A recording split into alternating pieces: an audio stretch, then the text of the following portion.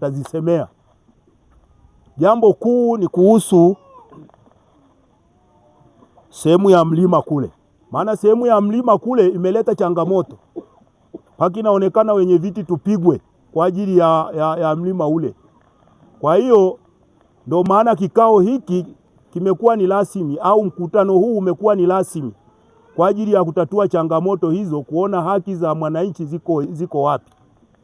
Kwa sababu sisi tumepewa ni namna ya kusimamia, sio kwamba labda tufanyeje, tusimamie wananchi basi yale mnayotutuma tuyatekeleze. Kwa hiyo nitamuinua Mheshimiwa Diwani, ataendelea na utaratibu uliopo.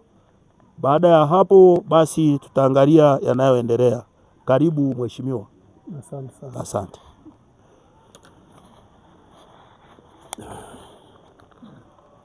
Jamhuri ya Muungano wa Tanzania. Kazi na utu. Mbele.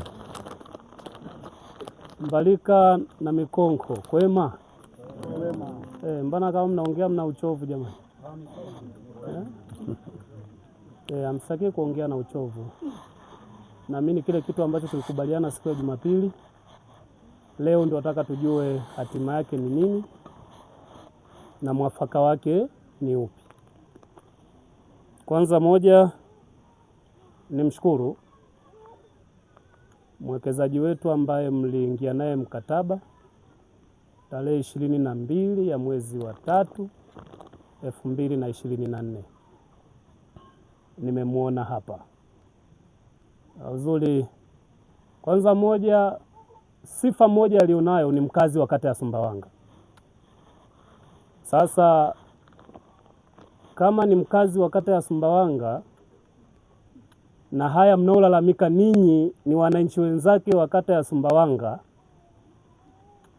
mimi naona ni kama mwekezaji wetu ndugu yetu Michael Kasamia hatutendei haki wananchi wenzake.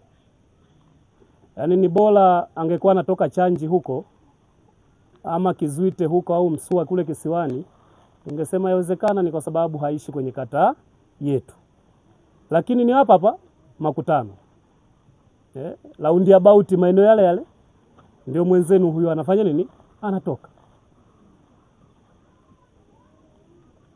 Mimi nilikuwa sifahamu kama yeye ndiye aliyewekeza kule na nagonga kokoto. Nilikuwa sifahamu.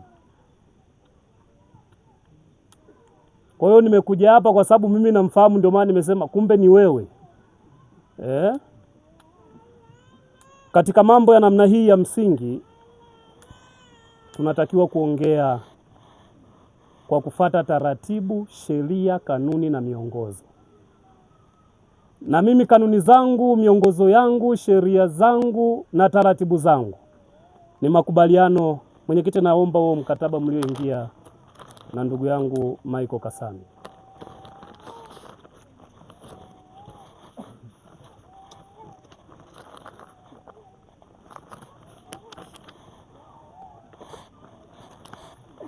Huu ndio mkataba mlioingia na ndugu yetu Michael Kasamia mnamo tarehe 22 ya mwezi wa 3 2024,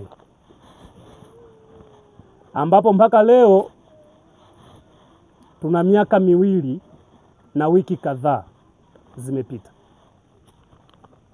Na maana tukifika tarehe 22 ya mwezi huu wa 4 tutakuwa na miaka 2 na mwezi 1. Sasa mimi kabla sijaongea chochote,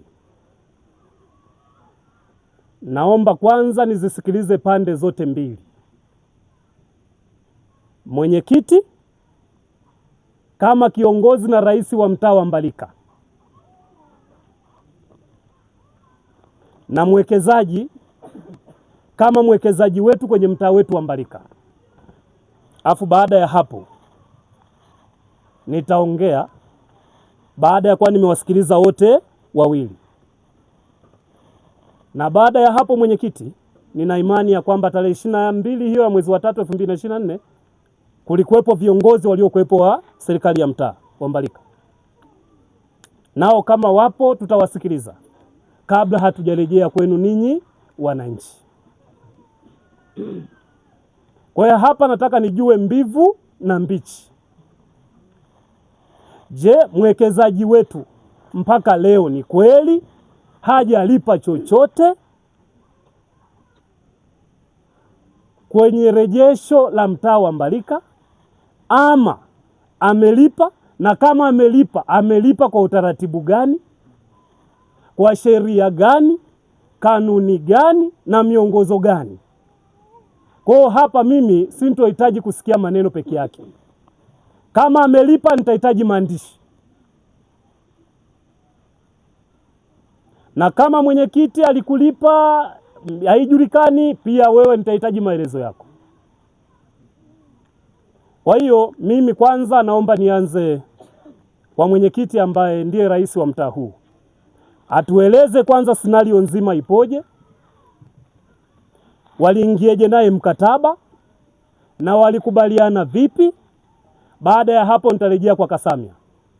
Kasamia, je, makubaliano haya mliokubaliana tarehe 22 ya mwezi wa 4 2024 umeyatekeleza ama haujayatekeleza? Na kama haujatekeleza unataka tufanye nini? Hapa mimi sijaja kumpendelea mtu yoyote. Akiwa ni mwenyekiti ana makosa, nitajua mwenyekiti ana makosa na hatua zitachukuliwa dhidi yake. Na kama ni mwekezaji wetu atakuwa na makosa, lazima hatua za kisheria zichukuliwe juu yake. Hapa sintokuwa na upande wote, kwa sababu ninachohitaji ni maslahi ya wananchi wa mtaa wa Mbalika. Full stop. Hatuwezi tukawa tunahangaika hapa madawati wakati tuna mwekezaji. Yawezekana hizo asilimia angerejesha kwenye mtaa wetu wa Mbalika, tungepunguza idadi ya ukosefu wa madawati, ama tungenunua wala hata saruji tukarabati madarasa yetu. Lakini sasa inaonekana miaka 2 na wiki kadhaa hakuna nufaiko lolote kwenye mtaa wetu wa Mbalika. Kwa hiyo mwenyekiti, naomba nikusimamishe, uwaeleze hawa wananchi wako, yawezekana wengine siku hiyo hawakuwepo, wajue makubaliano yalikuweje, na endapo asipofanya hayo makubaliano utakiwa tufanye nini. Kwa hiyo nikusimamishe sasa, utupitishe kwenye huo mkataba wenu, mlikubaliana vipi. Baada ya hapo nitamuinua naye mwekezaji, naye atuambie yale ambayo yeye anayaona ni makubaliano ambayo ni sahihi ama sio sahihi. Karibu mwenyekiti.